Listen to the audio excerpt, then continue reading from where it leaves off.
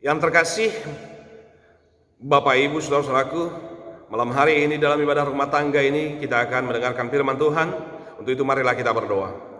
Damai sejahtera Allah Bapa yang melampaui segala akal budi manusia, itulah yang memelihara hati dan pikiranmu Bapak Ibu Saudara-saudara di dalam Yesus Kristus Tuhan kita. Kehadiranmu dan lawatanmu ya Allah di dalam rumah tangga kami masing-masing yang bertahta atas ibadah rumah tangga ini, kami yakin percaya sungguh-sungguh mendatangkan damai sejahtera dan mendatangkan sukacita.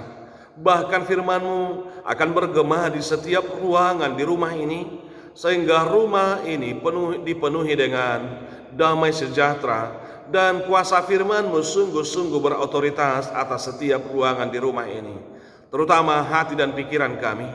Kami yakin dan percaya Roh Kudus-Mu berkuasa atasnya, sehingga firman-Mu boleh mengisi hati dan pikiran kami, mencerai hati dan pikiran kami, dan hingga hidup kami boleh dipulihkan dan diperbaharui oleh firman Tuhan yang sungguh bergema pada malam hari ini.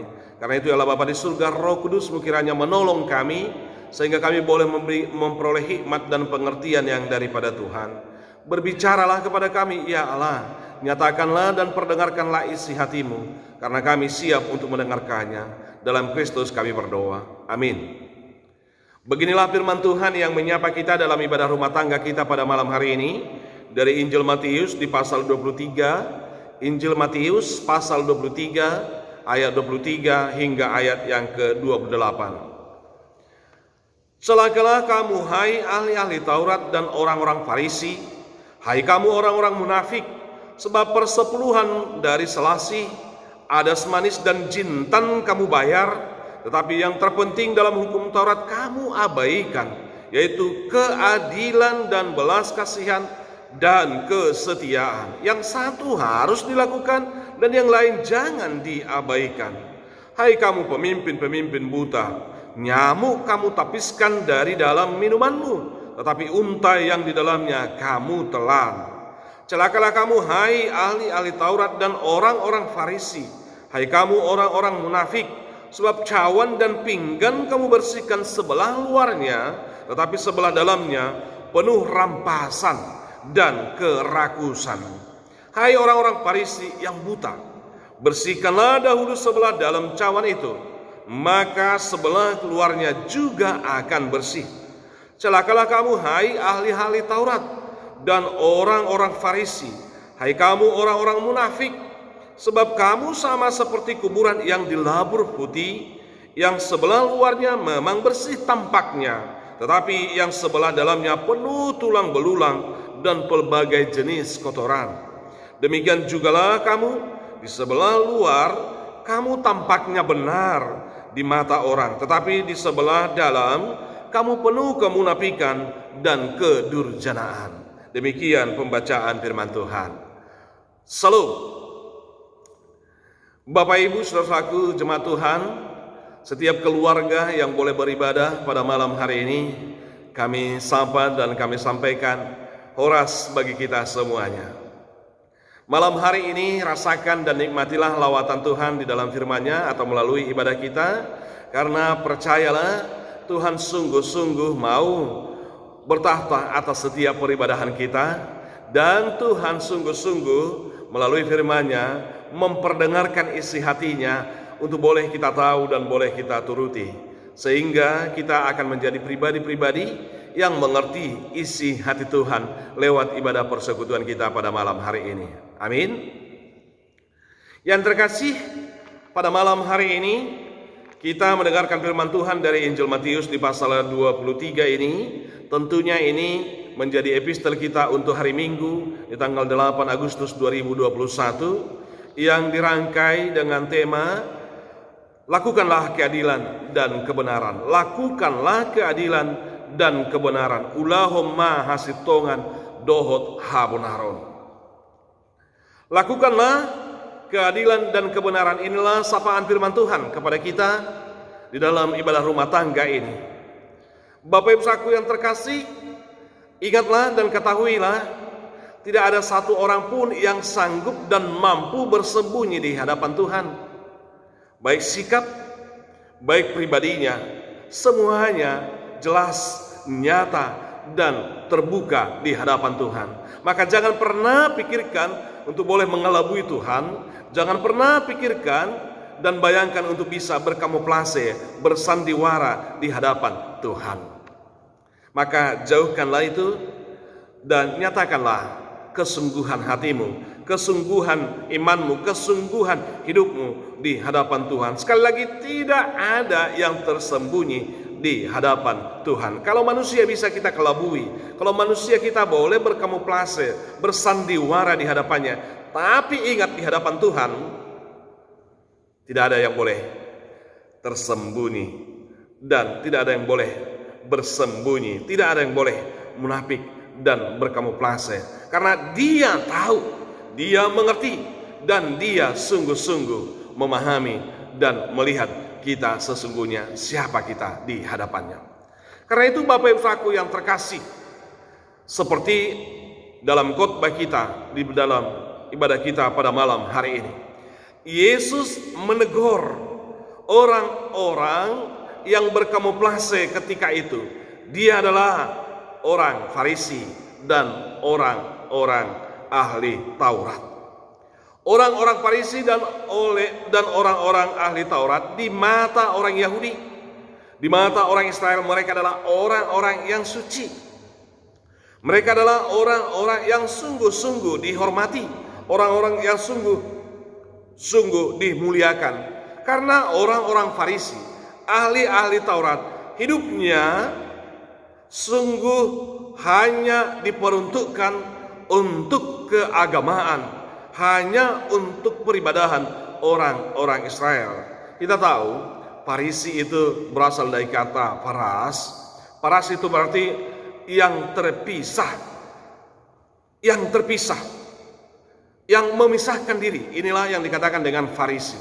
Faras berarti orang yang terpisah, orang yang memisahkan diri dari kehidupan politik di tengah-tengah kehidupan orang Israel.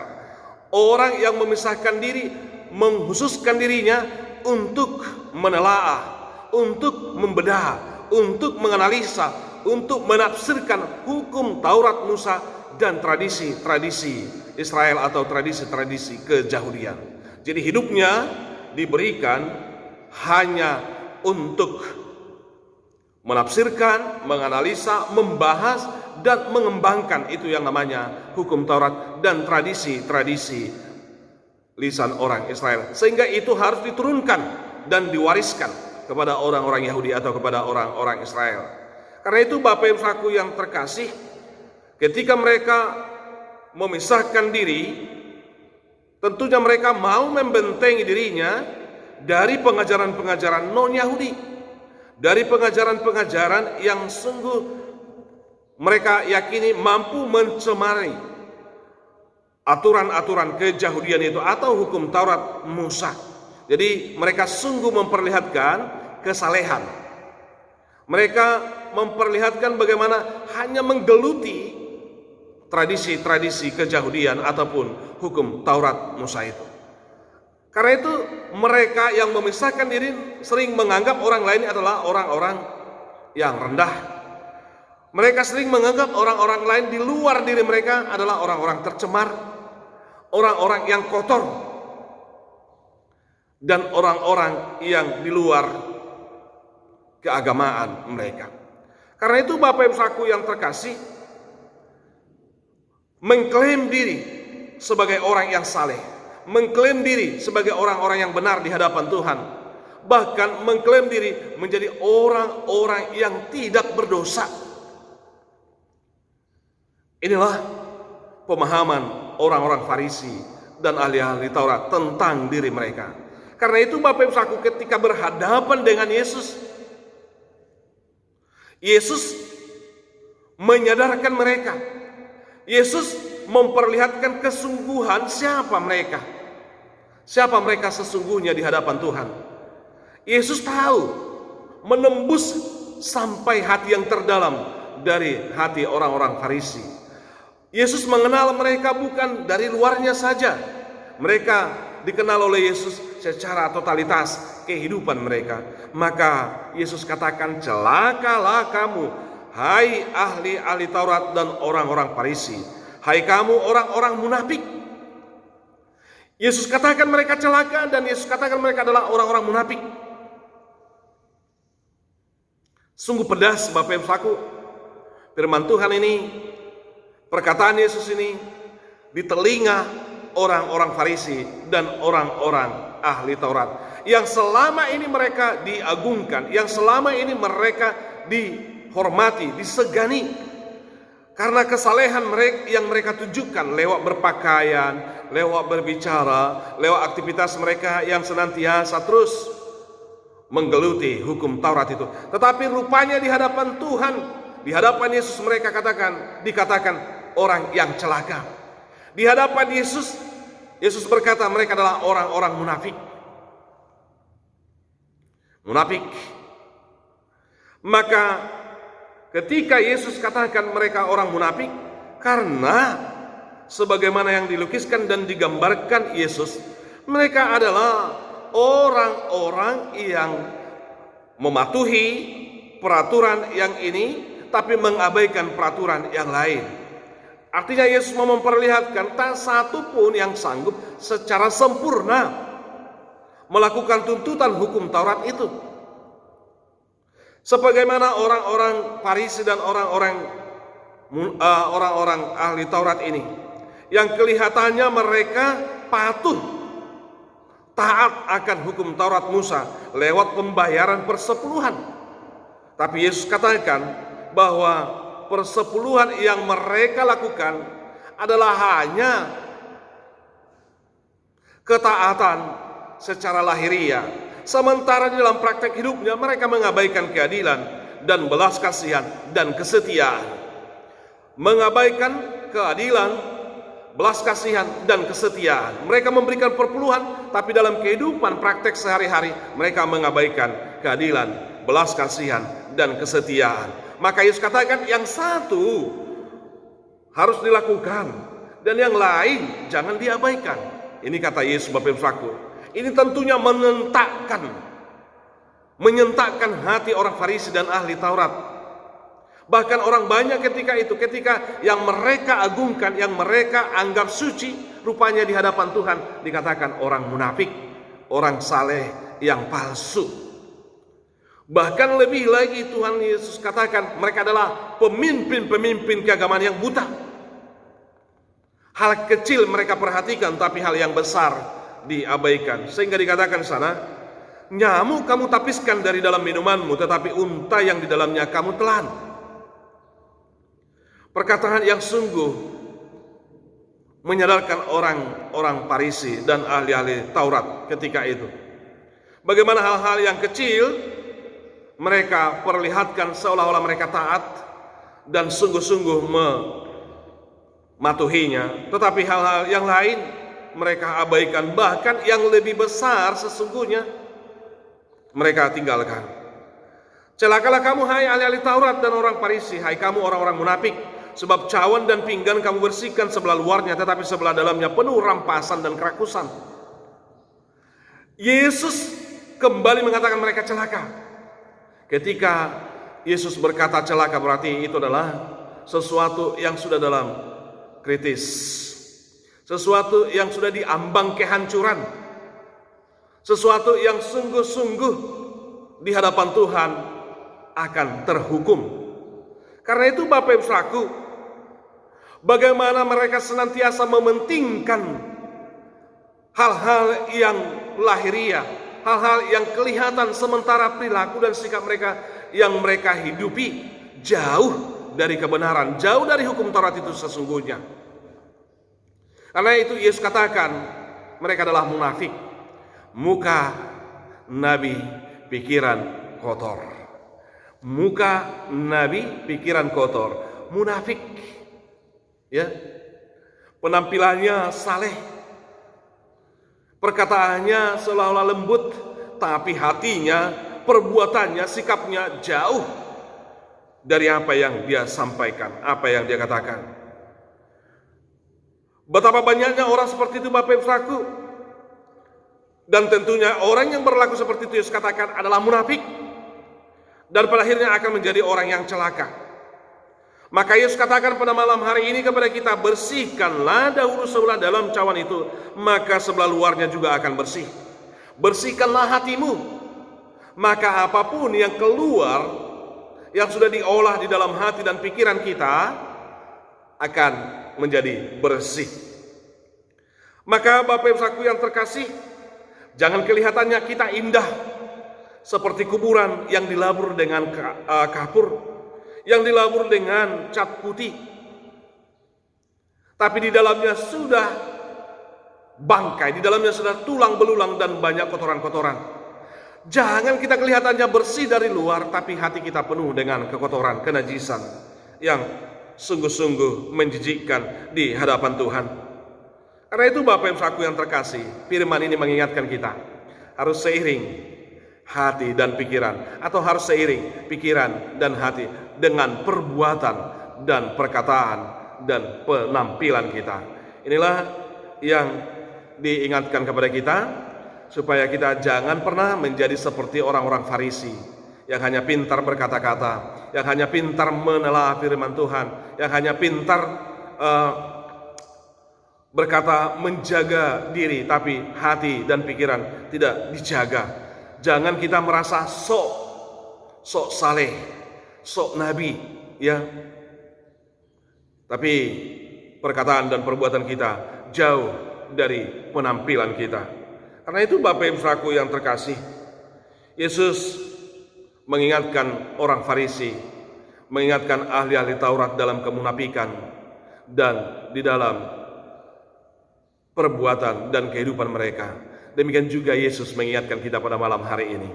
Mari kita menjadi orang-orang Kristen, menjadi orang-orang percaya, pengikut-pengikut Kristus, bukan hanya dari luar saja, bukan hanya secara KTP, secara identitas, tapi kita juga secara perbuatan dan secara sikap kita. Sehingga orang boleh melihat perbuatan dan penampilan kita benar-benar menggambarkan dan mencerminkan sebagai pengikut Kristus yang sejati. Sehingga tidak ada kemunafikan, tidak ada kamuflase di dalam kehidupan kita. Jangan pintar hanya berkata seperti orang Farisi dan ahli Taurat, mengajarkannya tetapi tidak meneladankannya, tidak menghidupinya. Karena seorang anak tentunya jenuh dengan hanya mendengar nasihat-nasihat, sementara si pemberi nasihat atau katakan orang tuanya sendiri tidak menghidupi nasihatnya. Dia hanya menunjuk dan menunjuk, tapi dia tidak pernah memperlihatkan melalui sikap.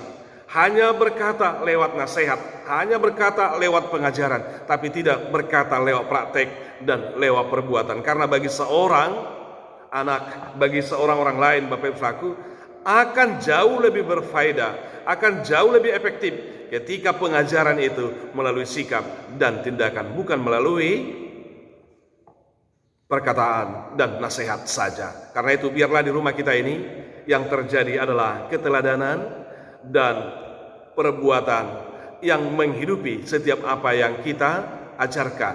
Maka ajarkanlah apa yang kamu perbuat dan perbuatlah apa yang kamu ajarkan. Dan tentunya itu adalah hal yang baik dan hal yang benar. Terpujilah Tuhan yang sungguh-sungguh boleh hadir, memperkatakan firman-Nya kepada kita dan menyapa kita untuk memulihkan kita. Kita berdoa.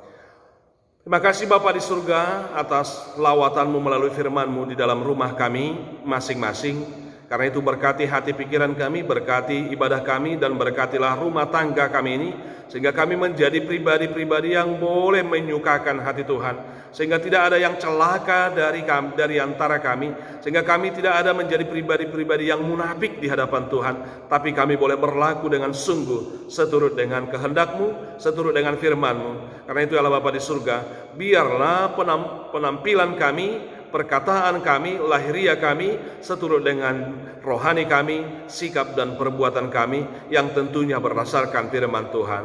Kami yakin percaya kami menjadi pribadi-pribadi dalam rumah tangga yang terberkati lewat firman-Mu pada malam hari ini. Dalam Kristus kami berdoa. Amin.